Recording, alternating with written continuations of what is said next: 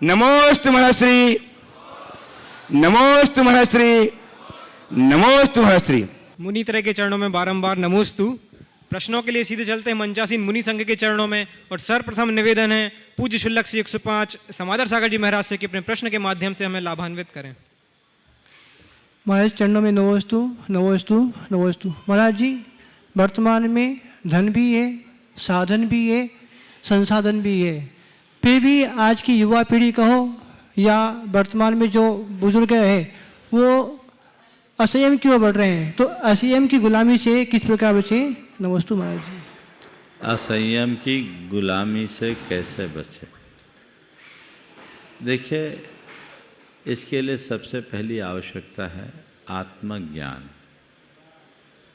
जब तक आत्मज्ञान नहीं हो तब तक आत्मनियंत्रण। असंयम आता क्यों? असंयम हमारे अज्ञान की परिणति। जब तक ऐसे अज्ञान हम पर हावी होगा हम अपने जीवन को संयत नहीं कर सकते। तो सबसे पहली आवश्यकता है आत्मज्ञान के विकास की। जो जो ज्ञान बढ़ता है अपने आप संयम आ जाता है। एक बच्चे में जितनी चंचलता होती है, समझ विकसित होते होते उसकी चंचलता कम होती। ऐसे ही आध्यात्मिक जगत में जैसे जैसे आत्मज्ञान बढ़ता है वैसे वैसे हमारे अंदर संयम, आत्मनियंत्रण अपने आप बढ़ता जाता है। ऊपर से थोपा नहीं जाता संयम, संयम भीतर से जगाया जाता है। और हम अपनी समझ को विकसित करेंगे, संयम सुनिश्चित तौर पर प्रकट होगा। नमोस्तु पूर्वक निवेदन है परम पूज्य मुनि श्री निर्वेक सागर जी के चरणों में कि हमारी ज्ञान वृद्धि हेतु अपना प्रश्न रखें। मुनि श्री को नमोस्तु करते हुए आज प्रातः काल से ही संपूर्ण भारतवर्ष में स्वतंत्रता का उत्सव मनाया जा रहा है। स्कूली बच्चे भारत माता की जय के माध्यम से सारे आकाश को गुंजायमान कर रहे हैं और अपने भारत को और विकसित बनाने के लिए कटिबद्ध होते नज़र आ रहे हैं। विश्व में अनेकों देश हैं, लगभग 195 से ज़्यादा देश हैं, जिसमें जापान है, अमेरिका है, श्रीलंका है, चाइना है और भी बहुत सारे देश हैं। किंतु भारत ही एक ऐसा देश है जिसके साथ में माता शब्द जुड़ा हुआ है। आखिर क्या वजह है कि कभी अमेरिका माता, श्रीलंका माता, इनको माता नहीं, जापान माता नहीं कहा जाता, किंतु भारत को ही माता की उपमा दिए? आखिर भारत भूमि में ऐसी क्या विशेषता है जिससे हमारे सारे देशवासी इस भारत को माँ के समान पूज्य मानते हैं? कृपया सम्मान कर उपकृत करें। नमोस्तु महाराज जी। देखिए, बहुत ही महत्वपूर्ण सवाल महाराज श्री ने आज यहाँ उपस्थित किया। हम अपनी इस धरा को माता मानते हैं और न केवल माता मानते हैं अपितु माता की तरह उसको पूजते भी। आपने पूछा है इसकी वजह क्या है? इसकी मूल वजह है हमारी सांस्कृतिक निष्ठा। हमारी संस्कृति में हमें केवल जन्म देने वाली माँ को माँ नहीं कहा। हमारे जन्म को और जीवन को संवारने में जो भी आधार है उनको माँ की संज्ञा दी गई। हम इस धरती में पले हैं, बढ़े हैं, इस धरती का अनाज खाते हैं, इस धरती का पानी पीते हैं और इसी धरती की वायु का अनुपान करके श्वास लेते हैं। तो जिससे हमारा संपूर्ण विकास हो, या दूसरे तरीके से कहूँ, जो हमें पाले वो माँ है। आपको एक बात बताऊं, ये केवल भारत में मिलेगा। माँ की अवधारणा केवल जन्म से नहीं है। माँ वो है जो हमारा लालन पालन, रक्षण और संभाल करे। हम मुनियों के लिए अष्ट प्रवचन मातृका का वर्णन है। हमारी 8 प्रवचन मातृकाएं यानी माताएं हैं। वो कौन है? 5 समिति और 3 गुप्ती। हमारे शास्त्रों में ऐसा उल्लेख आया कि ये 5 समितियां और 3 गुप्तियां मुनियों का माता की तरह पालन रक्षण करती है, संवर्धन करती है, इसलिए माता है। तो जिस धरती पर हमारा लालन होता है, पालन होता है, जिसमें हम पलते बढ़ते खेलते कूदते हैं, जिससे हमारे जीवन का निर्माण हुआ, वो माता नहीं तो और क्या होगी। इसलिए भारत माता की, समझ गए, ये जयकार करने में कोई हानि नहीं। ये माँ है क्योंकि यहाँ हमारा पालन पोषण हुआ। और देखिए, हमारे यहाँ गंगा को माता कहा जाता है, हमारे यहाँ गाय को माता कहा जाता है। ये बात दुनिया में कहीं नहीं मिलेगी। यही हमारी सबसे बड़ी सांस्कृतिक विरासत है। इसीलिए आज प्रातःकाल मैंने कहा था कि हर व्यक्ति के हृदय में सांस्कृतिक निष्ठा जागने की जरूरत है। जब वो जागेगी तभी कुछ हो सकेगा। बाकी जगह वह बातें देखने को नहीं मिलेगी। बाकी देशों के लिए उनका देश जमीन का टुकड़ा है और भारतवासियों के लिए वो हमारी जीती जागती आस्था है, माता है। वो हमारे लिए प्रणम्य है, बंधनी है। इसलिए हमें उस दृष्टि से उसे देखना चाहिए। गौरव क्षणों के साथ आमंत्रित कर रहा हूं गुणायतन के श्रोमणी संरक्षक और मार्गदर्शक श्री भूपेंद्र कुमार जी रेखा जी झूमर मुंबई, श्री मोनू जैन की आए और आज का ऐतिहासिक कार्य इन्होंने संपन्न किया। मूल नायक की वेदी पर जो है ऊपर अमलासार, गंधकुटी के ऊपर अमलासार स्थापित किया। आइए भूपेंद्र जी, रेखा जी, और मैं आमंत्रित कर रहा हूं श्री एनसी जैन साहब कार्याध्यक्ष गुणायतन और श्रीमती चंद्रकला जी पाटनी मंत्री गुणायतन कि वो आए और हुमड़ परिवार का स्वागत करें। स्वागत, बहुत ही जोरदार तालियां। और इस प्रकार से आज ये जो कार्य है वो पूर्णता की ओर एक कदम और हो गया। मूल वेदी में आज अमलासार शिला स्थापन के रूप में अंतिम कड़ी जो है वो उस वेदिका के ऊपर पूर्ण हुई है और हम बहुत बहुत साधुवाद और सराहना प्रदान करते हैं। नित्य शांति धारा पुण्यार्जक बनने का सौभाग्य भी आज प्राप्त किया है। और प्रथम प्रश्नकर्ता के रूप में मैं आमंत्रित कर रहा हूं श्री सी ए राजेश जैन, सीमा जैन, ऋषभ जूही, सौरभ। आज मेरा सौभाग्य है कि मेरी खुद की जन्मभूमि, अपना तीर्थ क्षेत्र, 15 अगस्त का दिन, मेरे ससुराल वालों की उपस्थिति, गुवाहाटी से मेरी वाइफ है, कि आज मैं गुणायतन से आर्थिक रूप से भी जुड़ रहा हूँ। जुड़ा हुआ तो दिल से हमेशा से था। आपसे मिलकर हमेशा मन में कई तरह की शंकाएं समाधान हेतु आती हैं। वो रुकने के लिए नहीं आती हैं कि वहाँ मैं अटक गया। जीवन के बड़े से बड़े प्रसंग मैंने आपके साथ मिलकर आपके आशीर्वाद से अभी भी पार किए हैं। कुछ गलतियाँ जीवन में हो जाती है तो गुरु व्यक्ति जाता कहाँ है, गुरु के पास आता है तो सारे निवारण हो जाते हैं। 2 ऐसी बातें हैं जो मेरे को लगता है कि चूंकि मैं युवा पीढ़ी से काफ़ी जुड़ा रहता हूँ तो उनके लाभ के लिए ये बात मैं करना चाहता हूँ कि गुरुदेव, एक बात बोली जाती है कि स्त्री लिंग में मोक्ष नहीं होता और एक ऐसी भ्रांति सी महसूस होती है जैसे वो एक क्लास जो है प्रिविलेज नहीं है, वो सिर्फ पुरुष वर्ग के लिए वो प्रिविलेज है। जबकि मेरी मान्यता ऐसी है, जितनी मेरी तुच्छ जानकारी है, कि चाहे पुरुष वर्ग हो चाहे स्त्री वर्ग हो, दोनों को ही मोक्ष प्राप्त करने के लिए आज इस भरत क्षेत्र में एक भाव की आवश्यकता तो दोनों को है। तो उस रूप में शायद किसी को भी कोई प्रिविलेज नहीं है। तो बात की प्रस्तुति वैसी हो तो हमारी जो लड़कियां महसूस करती है। और एक दूसरा प्रश्न भी मैं कर देता हूं गुरुदेव, फिर मौका नहीं रहेगा। वो ये है कि लोग ये बोलते हैं कि ये पंचम काल है, इसमें मोक्ष होता नहीं।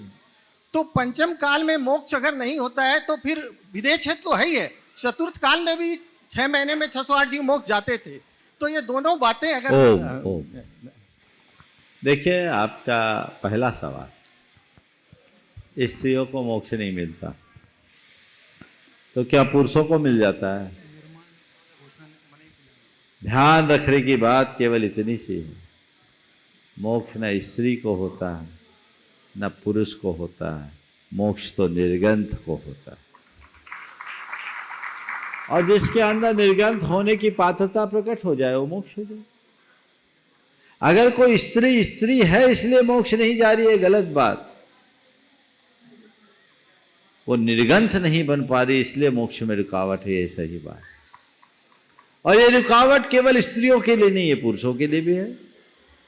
पुरुष भी जब तक सग्रंथ रहेंगे मुक्त नहीं होंगे। इसलिए इस पर्याय दृष्टि से हटिए, द्रव्य दृष्टि पे आगे बढ़िए। पंचम काल में मोक्ष नहीं होता। हमसे एक बार किसी ने पूछा, महाराज पंचम काल में मोक्ष होता? मैंने कहा नहीं होता। तो फिर आप मुनि क्यों बने? हमने कहा मैं मोक्ष पाने के लिए मुनि बना ही नहीं। आप मोक्ष पाने के लिए मुनि नहीं बने? बोले हाँ, मुझे मोक्ष चाहिए नहीं। तो किस लिए मोक्ष में मुनि बने? मैंने कहा मैं मोक्ष मार्ग के लिए मुनि बना। मैं मोक्ष मार्ग के लिए मुनि बना हूं, मोक्ष नहीं है, मोक्ष मार्ग है। ये मोक्ष मार्ग जब एंड तक पहुंचेगा तो फिर चौथा काल आ जाएगा, मोक्ष मिल जाएगा। तो मोक्ष हो या ना हो, मार्ग यही है। हम उस मार्ग का अनुकरण करें, हमारा जीवन धन्य हो जाएगा। और एक बात ध्यान रखना, वो चौथा काल का या विदेश क्षेत्र का जन्म अर्थहीन है जिसमें हमारी आंखें मुदी हो, फूटी हो। और ये पंचम काल का जन्म सार्थक है जहां हमारी आंखें खुल जाए, हम अपने जीवन को आगे बढ़ाएं। बहुत बहुत आशीर्वाद। आज राजेश भाई का एक बार जोरदार करतल ध्वनि से स्वागत कर दे। ये हमारे समाज के एक प्रबुद्ध व्यक्तित्व के धनी हैं और आज जुड़े तो वर्षों से थे ही, ये एक थिंक टैंक के रूप में काम करते रहे हैं और आज इन्हें गुणायतन से संबद्धता प्राप्त हुई है और विधिवत संबद्धता प्राप्त हुई है। ये इसी तरह आगे बढ़ते रहे, यही मेरा आशीर्वाद। सौभाग्यकांक्षिणी श्वेता कासलीवाल, हीराका का परिवार, औरंगाबाद, महाराष्ट्र। नमोस्तु गुरुदेव, नमोस्तु गुरुदेव, नमोस्तु गुरुदेव। गुरुदेव, आज हमारा प्रश्न ये है, आरिका को उपचार से महाव्रती कहते हैं, कहीं कहीं उनको अर्घ चढ़ाया जाता है और कहीं कहीं पर अर्घ नहीं चढ़ाते, तो हम श्रावक ने क्या करना चाहिए? अगर अर्घ चढ़ाना है तो क्यों चढ़ाए और नहीं चढ़ाना है तो क्यों नहीं चढ़ाए? गुरुदेव इसका समाधान करें। देखिए, ये एक विवादास्पद सवाल है, समझ गए? आपने दोनों बातें अपने मुख से कह दी। हम तो इतनी बात जानते हैं, आचार्य कुंदकुंद ने जो बंदनी है उसका स्वरूप बता दिया और कहा, जे 22 परिस सहंति सत्य सही संजुता ते होंति बंदनिया सुरासुर मानुषे लोए। जो 22 परिसों को शक्ति सहित होकर के सहन करते हैं, ऐसे निर्गंथ मुनि वंदनी हैं। और अवशेषा जय लिंगी चेले ने पर गैया ते होंत इच्छ निजा, वो इच्छाकार के योग हैं। तो व्यवस्था आचार्य कुंदकुंद ने अलग अलग दी है। अब आपने सवाल किया हम उनको अर्घ्य चढ़ाएं तो क्यों और नहीं चढ़ाएं तो क्यों, तो ये सवाल उनसे पूछो कि हम क्यों चढ़ाएं। जो चढ़वाते उनसे पूछो, मुझसे क्या पूछती हो। हमारे संघ में ये परंपरा नहीं है और ये उसकी वजह है क्योंकि आगम में इसका विधान नहीं। समझ गए? चलिए। नमोस्तु गुरुदेव, नमोस्तु गुरुदेव। श्री विजय जी झांझरी, भीलवाड़ा, ट्रस्टी, गुणायतन। और नमोस्तु महाराज श्री, इच्छा में महाराज श्री। महाराज श्री, मेरा पर्सन है, पर्सन तो ऐसे ज़्यादा नहीं है लेकिन है ना, हमारे बच्चों के मन में थोड़ा कन्फ्यूज है। मैं बोलती हूँ पृथ्वी नहीं घूमती है और ये बोलते हैं पृथ्वी घूमती है। मैं सूरज चांद के लिए बोलती हूँ तो बोलती है हम तो आपकी बात नहीं मानेंगे। बोलते तुम सही भी है, मानेंगे भी, लेकिन हम मानेंगे भी नहीं। तो इसका क्या सवाल होता है? अब उनके सामने अपना दिमाग मत घुमाओ। पृथ्वी घूमती है तो घूमने दो और सूरज चांद घूमते हैं तो घूमने दो। दिमाग लगाने में कोई सार नहीं है, वो अपनी जगह सही है, आप अपनी जगह सही। इस विषय में मैंने कई बार अपना दृष्टिकोण प्रकट किया।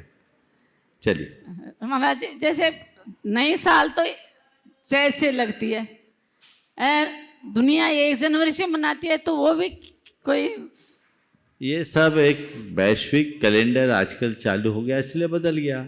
आज हम चैत से मनाते, कभी शक संवत था, उससे पहले बीज निर्माण संवत था। ये तो समय समय में परिवर्तित होता रहा। नमस्ते हाँ? महाराज। डॉक्टर लक्ष्मीपत नाहटा। सभी मुनि जनों के चरणों में वंदन।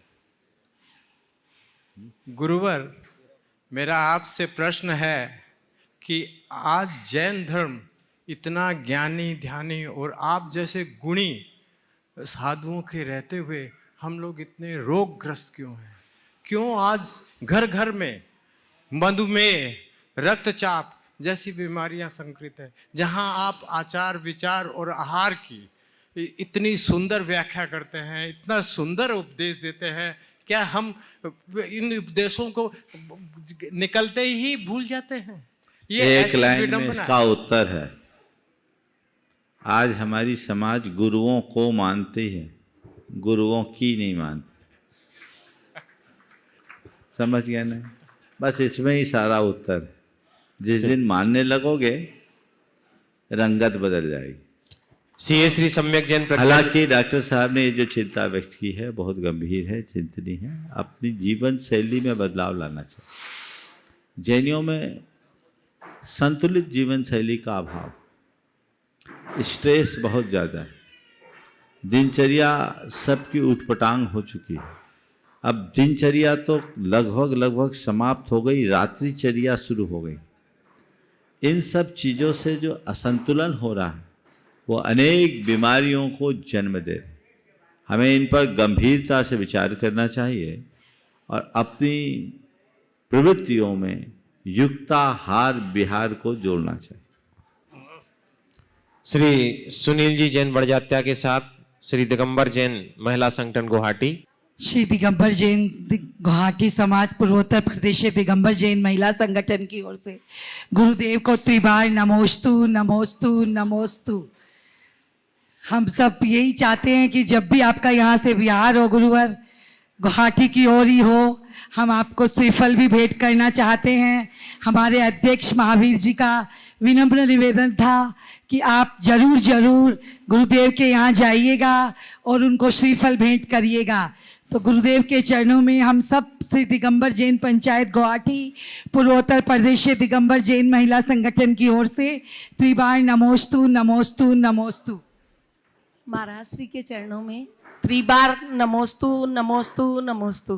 भगवान के माता पिता किसको बनाना चाहिए और उनके क्या कर्तव्य होने चाहिए? और आजकल शंका में मैंने ये देखा है कि बहुत छोटे छोटे भी भगवान के माता पिता बन रहे हैं, तो महाराज श्री क्या ये उचित है? देखिए, इसमें अनुचित क्या है? भगवान के माता पिता कौन? जिसको दृढ़ श्रद्धालु हो, कुलाचार का पालन करता हो, वैराग्य संपन्न हो, जिसके अंदर देव शास्त्र गुरु के प्रति प्रगाढ़ भक्ति हो, ऐसा व्यक्ति जिसका अपने आप पर नियंत्रण हो, भले वो अल्प उम्र का हो, माँ बाप बन सकता है। आप कह रहे कि माता पिता बहुत कम उम्र के लोग बनने लगे हैं, उनको देखकर आप लोगों को प्रेरणा लेनी चाहिए। देखो, ये इतने कम उम्र में ब्रह्मचर्य की आराधना करने का 80 धारा व्रत स्वीकार कर रहा है, हम कब लगे? स्वीकार करना चाहिए। एक व्यक्ति माता पिता बने, माता पिता तो बनाया गया बाद में, ब्रह्मचर्य लिया, दृष्टि किया, उनके छोटे भाई की मृत्यु हुई। सोच देखो, छोटे भाई की मृत्यु के बाद उसकी धर्मपत्नी ने आजीवन ब्रह्मचर्य व्रत लिया, तो उसके बड़े भाई की पत्नी ने अपने पति से कहा, देखो वो अपने पति को खो करके ब्रह्मचर्य ले रही है, तो हम लोगों को भी कुछ नसीहत लेना चाहिए और हम लोगों को भी ब्रह्मचर्य का संकल्प ले लेना चाहिए। उनने ब्रह्मचर्य ले लिया। उम्र ज़्यादा नहीं थी, लेकिन ब्रह्मचर्य ये है वैराग्य। अब तो 80-80 साल की उम्र में भी लोगों की लालसा नहीं होती। हमसे एक बार एक दादाजी आए, बोले महाराज मैं ब्रह्मचर्य का अभ्यास कर रहा हूँ। लड़खड़ाती काया थी। मैंने पूछा दादा आपकी उम्र कितनी? बोला 82 साल। हमारे 82 बरस की उम्र में अभ्यास करोगे, परलोक में जाके पालोगे। इसलिए जो अच्छी निर्बाध साधना कर सके वो ब्रह्मचर्य ले सकता है, और उसे ही माता पिता बनाना चाहिए। माता पिता बनने के बाद अखंड ब्रह्मचर्य का पालन होना ही चाहिए। हो गया? चलिए नमस्ते। बोलो जल्दी से। गुरुदेव नमोस्तु नमोस्तु नमोस्तु। गुरुदेव, हर व्यक्ति अपना रिमोट कंट्रोल दूसरे के हाथ में दे करके रखता है। यदि सामने वाला व्यक्ति उसको अच्छे शब्द कहते हैं तो वो बहुत खुश हो जाता है, और दुख के कोई भी शब्द कहते हैं तो वो दुखी हो जाता है। तो हर व्यक्ति को क्या करना चाहिए? उस पर अपना रिमोट अपने हाथ में रखना चाहिए। तुम्हारी दशा ही उल्टी है। ऑन किया तो जल गए, ऑफ किया तो बुझ गए। भैया, लाइट को ऑन ऑफ करके जलाए बुझाए समझ में आता है, लेकिन खुद को तो बचा के रखे। आशीर्वाद। सतना प्रेमी परिवार कटनी सतना दोनों। सभी मुनिराजों के चरणों में नमोस्तु। महाराज जी, आज की शिक्षा प्रणाली सिर्फ एक व्यवसाय बन के रह गई है। अच्छी शिक्षा और संस्कार पाना अब बड़ा मुश्किल सा होता जा रहा है। डिजिटल भारत तो बनता जा रहा है, पर आज का युवा अपने जीवन में आगे बढ़ने की दिशा उसको मालूम नहीं है। ये शिक्षा प्रणाली आज के नवयुवकों को ना कोई दिशा दे पा रही है, ना कोई अच्छा जीवन। तो महाराज जी, मेरा सवाल आपसे यह है कि शिक्षा प्रणाली में ऐसे क्या बदलाव होने चाहिए जिससे आज के युवा को सही दिशा मिले? कृपया मार्गदर्शन दीजिए। आज के प्रातः काल के प्रवचन मैंने इस पर पर्याप्त प्रकाश डाला है, इसलिए, और ये सवाल अक्सर उठते रहते हैं, तो मैं इस पर पुनरावृत्ति से बचना चाहूँगा। आशीर्वाद। आर्यहंत। महाराज श्री के चरणों में बारंबार नमोस्तु नमोस्तु नमोस्तु। महाराज श्री, अक्षर देखने में आता है कि बचपन में की गई गलतियों की सजा हमें बाद में भुगतनी पड़ती है। तो महाराज श्री, मेरा सवाल ये है कि माता पिता को अपने बच्चों को कैसे संस्कार देने चाहिए ताकि उनका भविष्य उज्जवल हो, और माता पिता को अपने बच्चों को कैसे प्रेरित करना चाहिए? कृपया मार्गदर्शन दीजिए। बहुत अच्छी बात है। बच्चों को ऐसे प्रगाढ़ संस्कार देने चाहिए कि बच्चे अपनी मर्यादा और सीमाओं का बोध रखें, उचित अनुचित का ज्ञान वो प्राप्त कर लें। उनके हृदय में पाप, भीरता और संवेदनशीलता जागृत होनी चाहिए। यदि ये सब बातें उनके हृदय में जग जाती है तो बच्चे को फिर बड़े होने के बाद कठिनाई नहीं हो। साथ ही साथ बच्चों को अपने जीवन के अनुभवों का पाठ पढ़ाना चाहिए, और उन्हें इस बात का एहसास कराना चाहिए कि बच्चों कि हमने अपने जीवन में ये गलतियाँ की, मैं नहीं चाहता कि इसकी पुनरावृत्ति तुम भी करो। उन गलतियों से सीख बच्चों को हो तो बच्चों में बड़ा बदलाव होता है। एक गलती माता पिता करते हैं। माता पिता अपने बच्चों के सामने खुद को बहुत पाक साफ प्रस्तुत करते हैं और बच्चों को उनकी गलतियों पर टोकते हैं, जबकि उन्हें चाहिए कि जिन गलतियों पर आप आज बच्चों को टोक रहे हो उन गलतियों के दौर से आप खुद भी निकले हो। जो गलतियां आप कर चुके बच्चों को बोलो कि बेटे देख, ये गलतियां मुझसे भी हुई थी, हमने अपने माँ बाप की सीख मानी होती तो इस गलती से बच जाते, इसका खामियाजा हमने भुगता पर हमें ये बहुत बाद में समझ में आई। मैं नहीं चाहता कि जिन गलतियों को मैंने भोगा तुम्हें भी भोगना पड़े। बच्चों को अपने जीवन के अनुभवों को सुनाए, बदलाव आएगा। मेरे संपर्क में ऐसे अनेक लोग हैं जो आज भी अपने माता या पिताजी, खासकर पिताजी की बातों का उदाहरण देते हैं कि मेरे पिताजी मेरे लिए ये बात कह के गए थे, जीवन में ऐसी गलती नहीं करना, और वो उसकी गलती नहीं करते, गांठ बांधे। आज के कितने माँ बाप हैं जो अपने बच्चों को इस तरह से प्रतिबद्ध करते हैं। पुराने समय में ऐसे गांठ बांधने की बातें होती थी क्योंकि माता पिता अपने बच्चों को वैसी सीख दिया करते थे। आज के ज़माने में माता पिता बच्चों को सीख कम, सुविधा ज़्यादा देते हैं, इसलिए बच्चों में जो संस्कार ढलने चाहिए वो नहीं मिल पाता। सुविधाएं कम दीजिए, सीख अच्छी दीजिए, ऐसी सीख जो उनके जीवन की एक सीमा रेखा बन सके, जो उनके जीवन का सुरक्षा कवच बन सके और वे अपने जीवन को बेहतर बना सके। नमोस्तु महाराज। श्री भूपेन जी रेखा जी हुमड़, शिरोमणि संरक्षक मार्गदर्शक गुणायतन। तैयार रहेंगे श्री एनसी जैन कार्याध्यक्ष गुणायतन। नमोस्तु गुरुदेव, नमोस्तु गुरुदेव, नमोस्तु गुरुदेव, नमोस्तु मुनिवर, नमोस्तु मुनिवर, नमोस्तु मुनिवर। सब इच्छा में महाराज श्री गुरु के आशीर्वाद से और कभी कभी अपने पुण्य से मंगल कार्य करने के प्रसंग आते हैं, और अब प्रसंग सक्सेसफुल हो भी जाते हैं। वो सब प्रसन्न, उस वक्त एक बहुत अलग अनुभूति होती है। ऐसा लगता है कि बहुत खुश हो रहे हैं, बहुत अच्छा काम हो रहा है, बहुत अच्छा काम हो रहा है, और बहुत सुख महसूस होता है। पर क्या ये सच्चा सुख है महाराष्ट्र? बस वहाँ से निकले अच्छा काम कर करके सब लोगों ने वाह वाह किया, ऐसा लगा कि अरे बहुत अच्छा काम हो गया, बहुत अच्छा काम हो गया, और बाहर निकलने के बाद में कुछ घंटों के बाद में ऐसा लगता है कि हम वहीं हैं जहाँ थे। तो इसे क्या सच्चा सुख से ही कहते हैं क्या? बहुत अच्छा सवाल किया है। इससे पहले कि मैं भूपेंद्र जी के, रेखा जी के सवाल का उत्तर दूं, सबसे पहले मैं चाहूँगा एक बार जोरदार करतल ध्वनि से इनका अभिनंदन कीजिए। आज इनके हाथों एक बहुत उत्तम कार्य संपन्न हुआ। गुणायतन के निर्माण में इनका बड़ा योगदान है। इस गुणायतन में बनने जा रहे मंदिर में मूल वेदी और पूरे शिखर का पुण्यार्जन इनके परिवार ने किया। यह इनकी भावना, इनका संकल्प बहुत पुराने समय से था, और आज एक सुयोग मिला कि गुणायतन के मंदिर में रखे जाने वाले आखिरी शिला को इन्होंने अपने हाथों से रखा। यह उपसंहार, अब कोई शिला का आरोपण गुणायतन में शेष नहीं बचा, जो है छुटपुट नीचे के काम है, फिनिशिंग के काम है। ये जो कार्य आज आपने किया है, ये कई पीढ़ियों के उद्धार का कार्य। शास्त्रों में जिन मंदिर के निर्माण को सातिशय पुण्य के बंध का कारण बताया, उस मंदिर के निर्माण में जिसका भी योगदान है, जब तक वो मंदिर रहेगा, उस मंदिर में जितने लोग आकर के पूजा अर्चा करेंगे, उनके द्वारा अर्जित पुण्य का 6वां भाग उस व्यक्ति के खाते में आएगा। यही कारण है कि हमारे देश में पुराने समय में लोग अपना द्रव्य बचा बचा कर धर्मायतनों का निर्माण किया करते थे। हम तो उस परंपरा में पले बढ़े लोग हैं जहाँ चक्की पीस पीस कर अपना गुजारा करने वालों ने भी मड़िया बनाई, मंदिर का निर्माण किया। ये हमारी संस्कार है।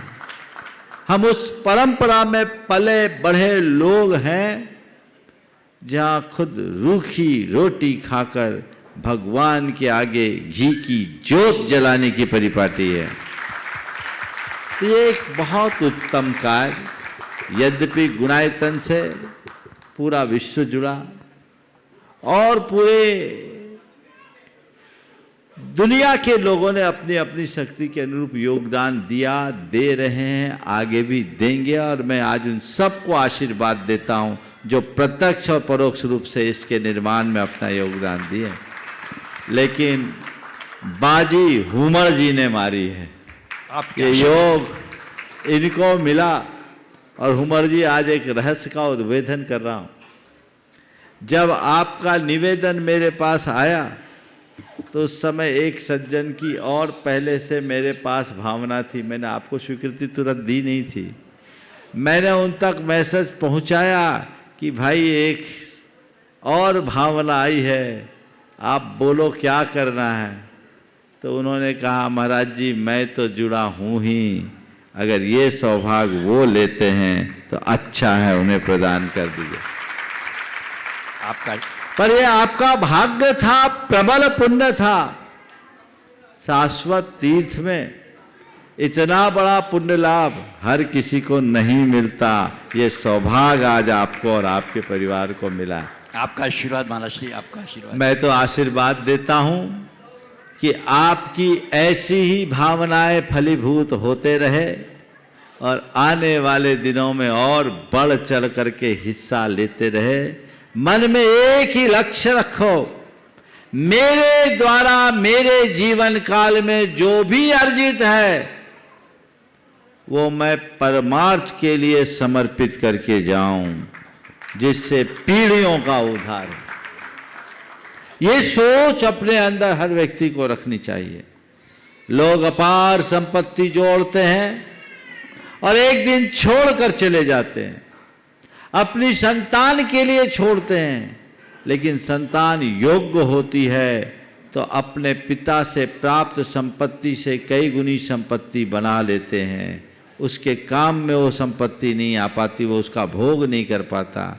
और अयोग्य होते हैं तो सब मटिया मेट कर देते, कोई काम में नहीं आता। इसलिए मैं एक सलाह दूंगा आज आप सबसे कि अपने जीवन की संचित निधि को अच्छे कार्य में लगाओ, संतान को एक भाग दो और बाकी सब अपने कल्याण के लिए जोड़ो।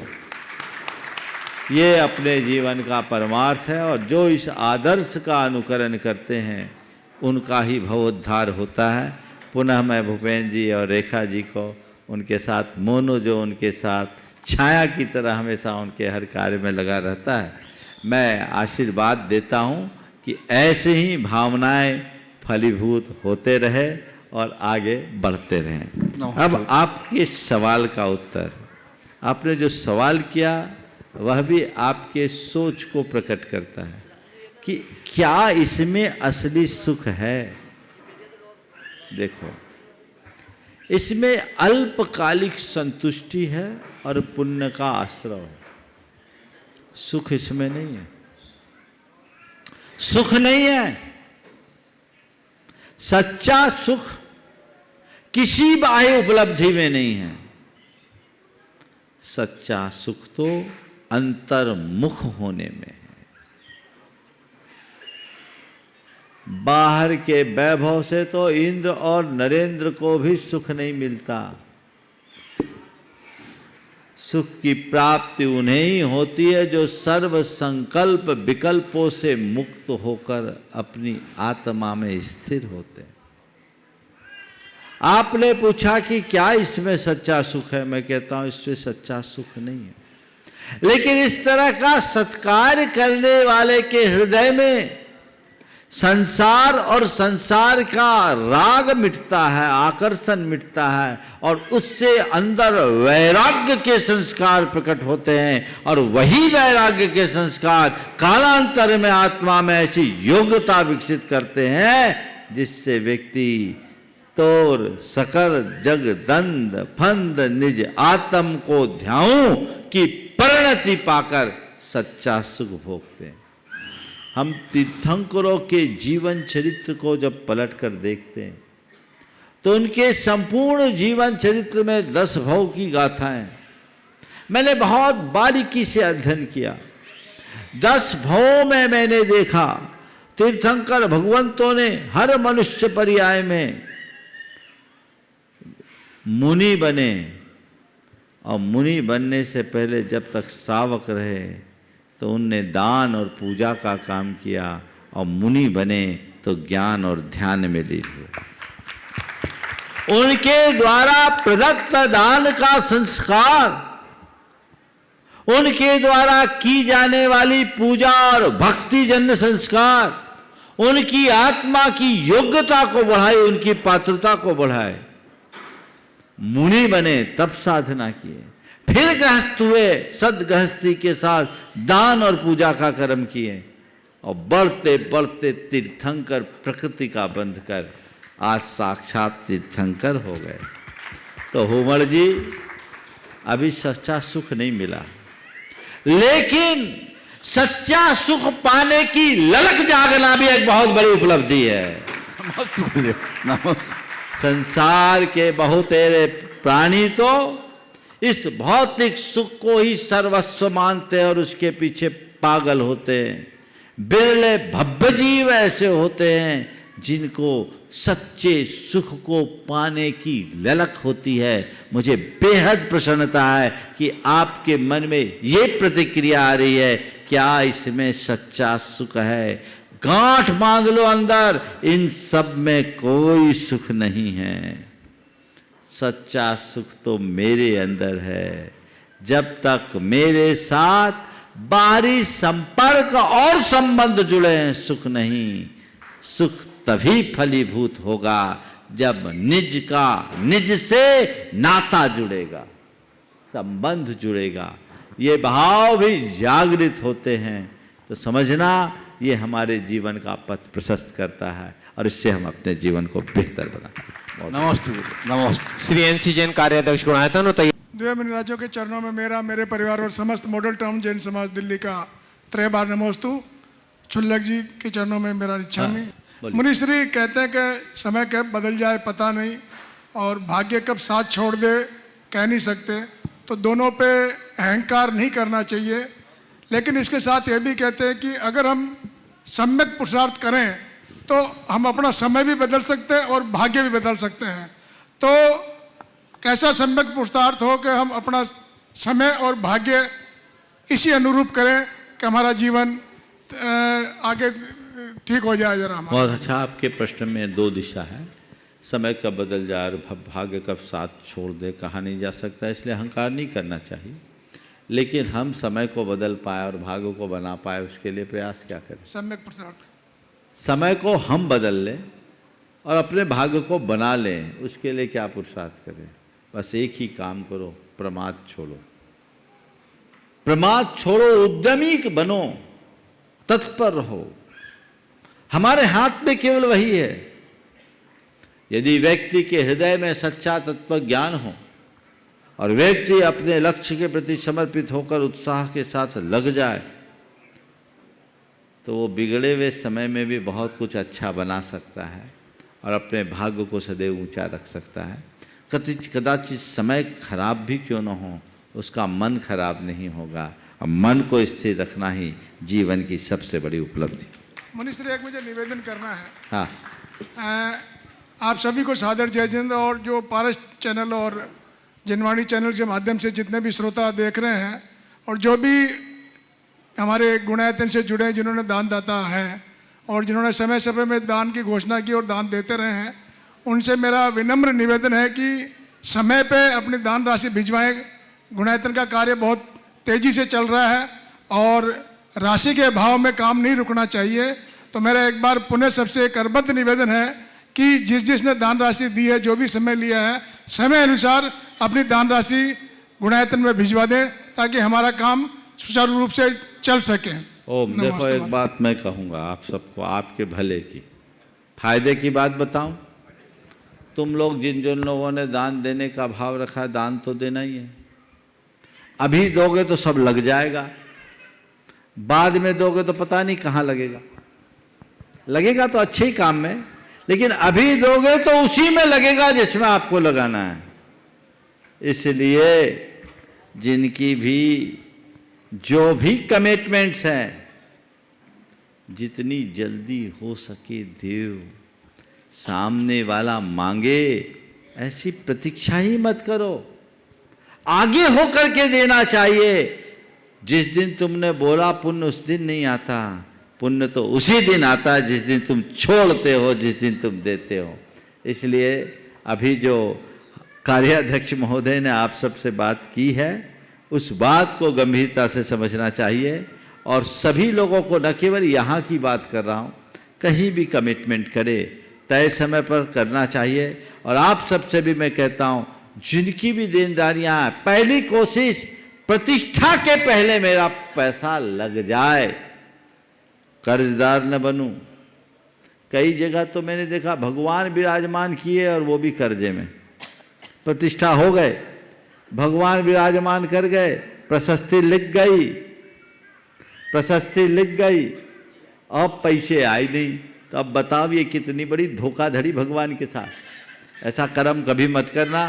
इसलिए कहीं भी कोई भी कमिटमेंट हो तो उसे तय समय पर पूरा करना। बोलिए। सभी महाराज जी इसके और बाद चरणों में नमोस्तु नमोस्तु नमोस्तु। महाराज जी, मुझे 2020 में असाध्य रोग हो गया था, जिससे आपके निर्देशन में, उस समय कोरोना काल में कोई इलाज तो इतना संभव नहीं था, आपका निर्देशन लिया, भावना योग शुद्धि पूर्वक मैंने 5 बजे रात से उठ के की और नमोकार मंत्र लिखा। उसका मुझे इतना प्रभाव हुआ कि मैंने 1 साल में अपनी पूर्णतः बीमारी को ठीक कर लिया और एक वंदना भी कर ली।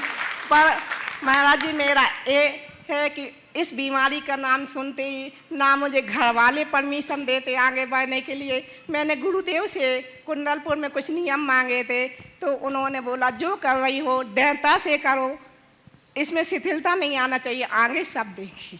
महाराज जी मेरा आशीर्वाद चाहती हूँ, मैं आगे बढ़ूँ और सभी से यही कहना चाहती हूँ कि कोई किसी को कोई भी बीमारी हो जाए तो भावना युक्त शुद्धि पूर्वक श्रद्धा पूर्वक निष्ठा पूर्वक करने से कोई भी बीमारी हंसते हंसते निकल जाती है। भावना युक्त का इतना मुझ पर प्रभाव पड़ा।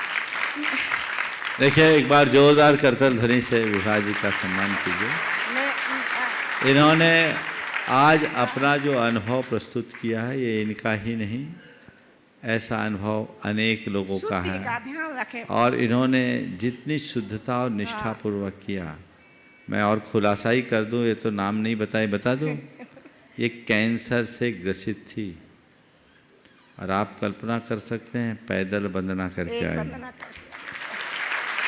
2020 और 2023 अभी कोई दवाइयाँ नहीं चल रही, इन्होंने पूरी तरह फॉलो किया। और जिन जिन लोगों ने भावना योग और उसके साथ नमोकार मंत्र लेखन में तत्परता दिखाई, निष्ठापूर्वक किए, उनने अपनी बीमारी को हराया है। और मैं दावे के साथ कहता हूँ, ठीक ढंग से करोगे अकाल में नहीं मरोगे। मैं ये तो नहीं बोलता कि आदमी बचा रहेगा, क्योंकि आयु पर किसी का जोर नहीं, स्वस्थ आदमी चला जाए, लेकिन अकाल मृत्यु नहीं होगी, ये गारंटी है। आप कीजिए, ये प्रयोग खुद कीजिए, औरों को प्रयोग करने की प्रेरणा दीजिए। और आपके परिवार के लोगों को मैं कहूँगा, नव जीवन पाए हो, मोह में मत पड़ो, आगे बढ़ने के लिए अनुकूलता दो। जितना आगे बढ़ेंगे उतना जीवन का उत्कर्ष होगा। अंतराय मत डालना। महाराज जी मेरा प्रश्न है, वस्तु स्वरूप विचार खुशी से सब दुख संकट सहा कर से, वस्तु स्वरूप से क्या तात्पर्य ले? वस्तु स्वरूप मतलब निमित्त नैमित्तिक संबंध है। कर्म के उदय से जो जैसा हो रहा है सो होने दो, जीवन की वास्तविकता को स्वीकार करो और सब चीज़ों को सहन करो। नमोस्तु महाराज जी, नमोस्तु। हाँ, मोनू जैन। श्री नमोस्तु नमोस्तु नमोस्तु महाराज श्री सत्संग चरणों में सादर नमोस्तु नमोस्तु। महाराज श्री,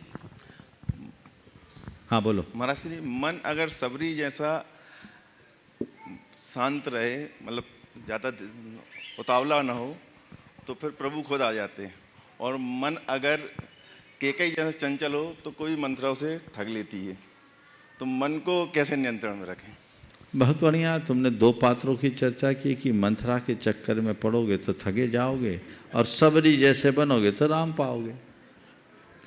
मंथरा के कारण राम का निष्कासन हुआ और सबरी के कारण राम का आगमन हुआ।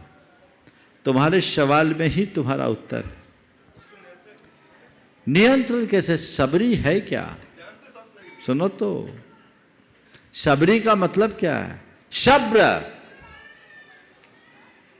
सब्र, धैर्य, संतोष, इसको अपने जीवन का आदर्श बनाओगे तो ये चीजें अपने आप आने लगेंगी। चलिए, समय आप सबका हो गया, यहीं पर विराम। बोलिए परम पूज आचार्य गुरुवर श्री विद्यासागर जी महाराज।